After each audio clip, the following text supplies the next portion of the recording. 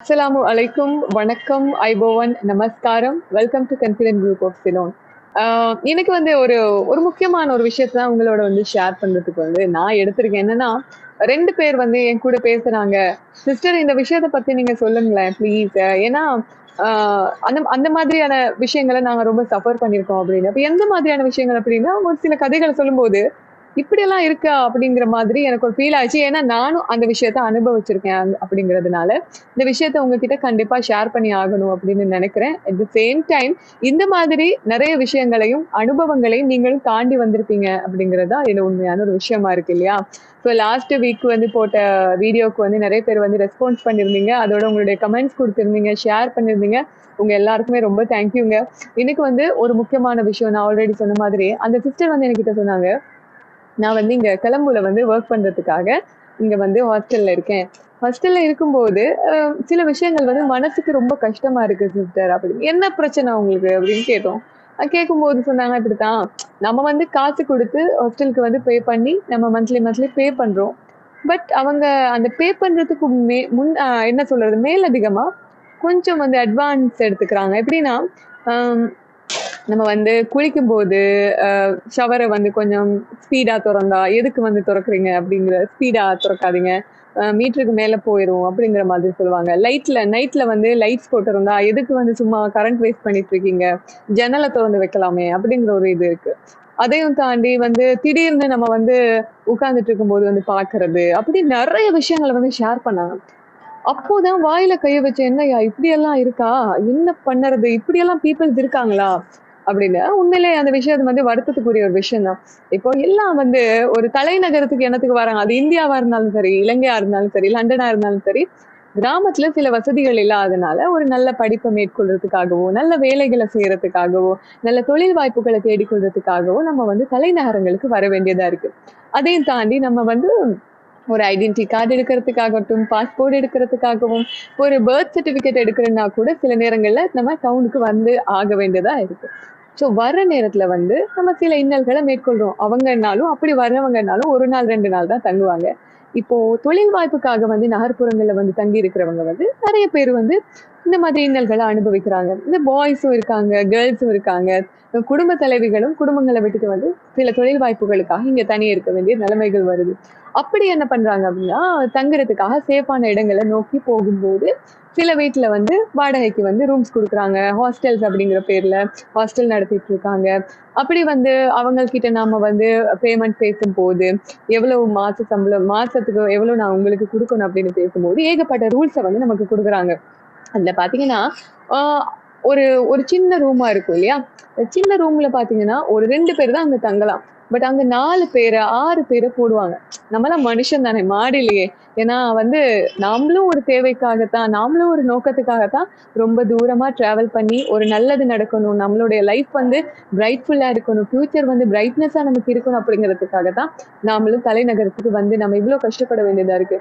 பணம் சம்பாதிக்கிற ஒரு நோக்கத்துக்காக என்ன என்னன்னாலும் ஒரு பணம் அப்படிங்கிற ஒரு மிக முக்கியமான ஒரு குறிக்கோளுக்காக என்ன பண்றாங்க அப்படின்னாக்கா, மனுஷன வந்து மாடா நினைக்கிற ஒரு ஒரு ஒரு ஒரு ஒரு மைண்ட் டெண்டன்சின்னு சொல்லுவாங்க. ஒரு ஹியூமன் டெண்டன்சி அந்த மாரி ஒரு தன்மை வருது. இப்ப நீங்க சென்னையில இருக்கிற பீப்பிளா இருக்கலாம், மும்பைல இருக்கிற பீப்பிளா இருக்கலாம், கொலம்புல இருக்கிற பீப்பிளா இருக்கலாம்.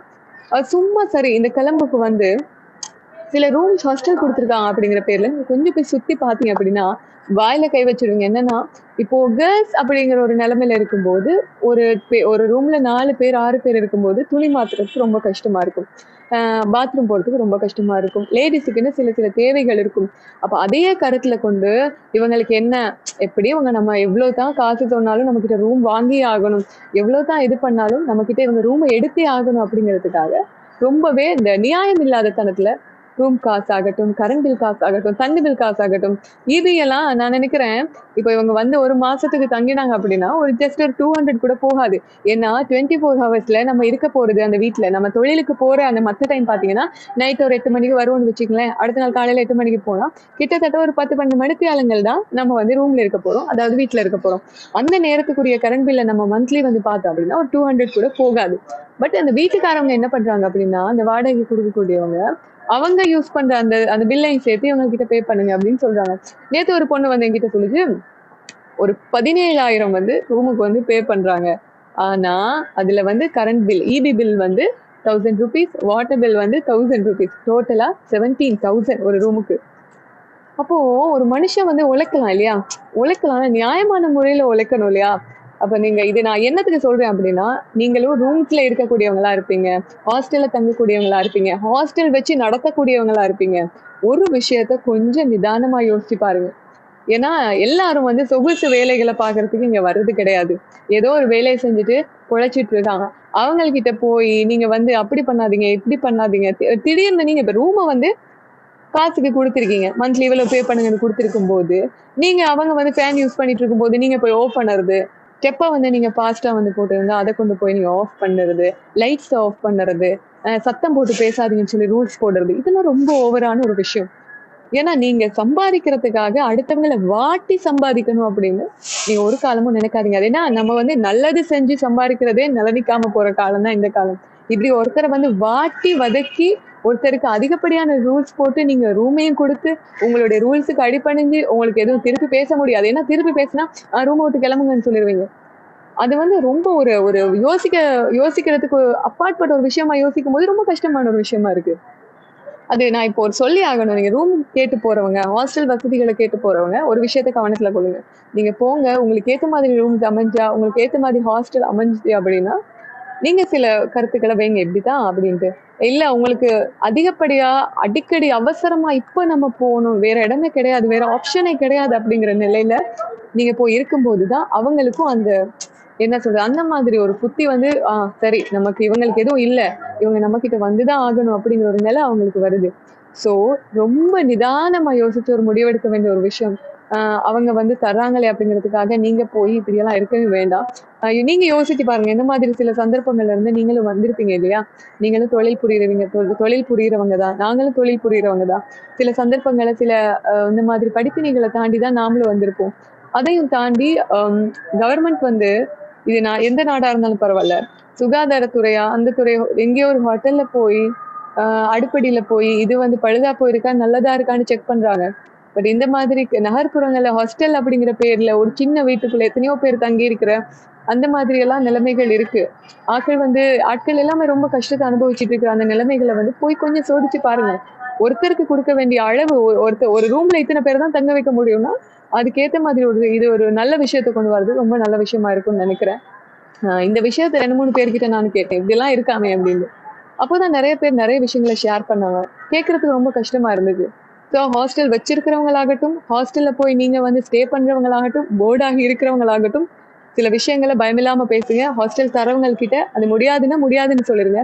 நீங்க இல்ல நாங்க வர்றோம் பரவால்ல அப்படின்னு சொல்லி போனா தான் அவங்களும் கொஞ்சம் அட்வான்டேஜ் கூடுதலா எடுத்துக்குவாங்க. ஸோ நாம மனுஷன் தான். நம்ம மாடு கிடையாது. அத மைண்ட்ல வச்சுக்கங்க. உங்களுடைய தொழில வந்து நல்ல முறையில ஏன்னா நமக்கு வந்து நல்லா வாழ்றதுக்கு நமக்கு தூக்கம் தான் முக்கியம். அந்த தூக்கம் கூட ஒழுங்கான முறையில நமக்கு கிடைக்கலன்னா, அதுக்கப்புறம் நம்ம உழைச்சு வேலை கிடையாது, சம்பாரிச்சு வேலை கிடையாது, எதுவுமே வேலை இல்லாம போயிடும். ஸோ எதுக்குமே வந்து என்ன சொல்றது? எந்த பிரதிபலனும் கிடைக்காம போயிடும். ஸோ ஸ்டே கான்ஃபிடென்ட் எப்பவுமே சுதந்திரமா இருப்போம், சுதந்திரமா யோசிப்போம், சுதந்திரமா பேசுவோம். பயப்படாம, அச்சம் இல்லாம பண்ணுவோம். ரொம்ப தேங்க் யூ. லைக் பண்ணுங்க, கமெண்ட் பண்ணுங்க, ஷேர் பண்ணுங்க. மறக்காம எங்களுடைய YouTube channel CGC talk show subscribe பண்ணுங்க. Thank you.